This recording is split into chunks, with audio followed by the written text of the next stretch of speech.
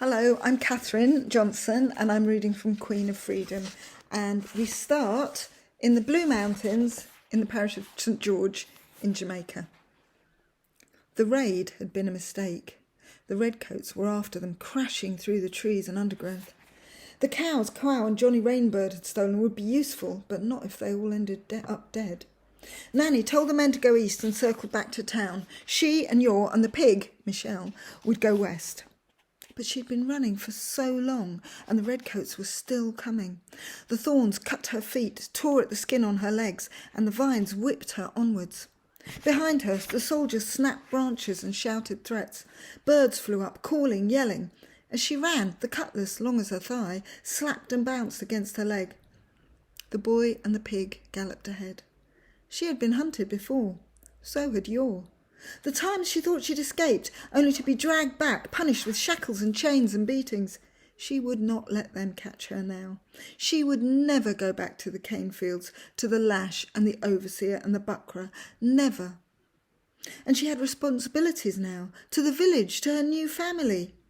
She should never have agreed to taking the pig with YA. Had she ever been a child? She could not remember. YA looked back at her, grinning. This was all still a game to him. Her heart was beating so hard and so fast she thought it might leap out of her chest. "Run, YA!" she called. Then a sharp crack, crack. She thought it was a branch at first, breaking. Then another, a hard, dry, snapping noise. Then another sound, a whirring, a bird, a hornet. No, something else cut the air past her face. Bullets. They were shooting at them. Another whistled past. Her skin stung. It had grazed her, making a red line across her upper arm. They would kill them both. She heard the soldiers reload. Up in the trees a monkey screamed. "YA!" she yelled. "Faster!" "Stop in the name of the king!" The soldier's voice bounced off the leaves and the hills. She'd caught up with the boy now. The pig, head down, was almost pulling him along. "They cannot catch us, Nanny," YA said. "The gods are on our side. We stole Michelle and we will take her home. We will..." Another crack, crack, crack, and YA pulled up, stock still.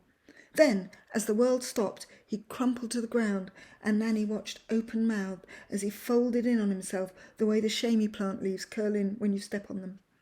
A red flower bloomed above his temple, and his eyes turned up inside his head. Nanny reached him as he let go of both the rope and the pig, his hand loose, his fingers useless. Michelle stopped too. She snorted, her white flanks heaving. Nanny halted, bent over YA's body as another volley of bullets cut through the air right where her head had just been. "YA!" Nanny cried out. She felt his pain like a blow to her chest. She looked up and could see the flashes of red and gold where the soldiers moved between the trees. She knew she was next. She gathered him up in her arms. The charms he wore on a string in a tiny cloth bag around his neck were hung loose. His head was all meat now. The soldiers were closer. Nanny blinked. Her hands were wet with sweat and YA's blood. She had to put him down, but she whispered into his one whole ear, "I will not leave you, YA." Before the redcoats came any closer, she wiped her palms on her plaid cotton dress and shinned up a sowsop tree, clinging and flattening herself on a branch directly above the body of YA, lying on the forest floor, one eye ruined, one staring up at the blue sky. She shut her eyes and tried to imagine his spirit floating past and flying home across the wide ocean. Michelle, the pig, stayed close, nudging YA as if he might get up, if only he had some encouragement. Then suddenly the soldiers were upon him. 4 men burst upon the track like monsters, pink and red and white and gold, their whiskers bristling, their weapons dark. They smelled of gunpowder and sweat and death. One kicked the boy as if he were nothing. Michelle squealed and went for the red-faced soldier before running off into the bush. Another cursed and aimed for the pig with his gun, but Nanny was pleased to note Michelle was too fast. The tallest soldier bent over YA and pulled his shirt down off his shoulder. "He's one of the Fairview slaves," he said, "from over Mount Vernon. There's the mark there, Captain Shuttlewood." YA's shoulder bore a lumpy raised scar. Nanny blinked. She remembered the pain when the hot iron had seared those same letters and the shape of a heart onto her own skin. "Good shooting, Geoffrey," the redcoat called Shuttlewood noted. "Only a few more to round up, although Mr. Noakes would rather have all the property returned alive." "Yes, sir," the soldier tried to click to attention. "Pig's alive, though." "Lost in the bush," the captain poked at YA with his foot. "The animal's as good as dead." "What should we do with him, the boy?"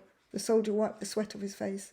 "Leave him," the captain said. "The ants will eat out his eyes, a warning to the others. We'll find her soon enough."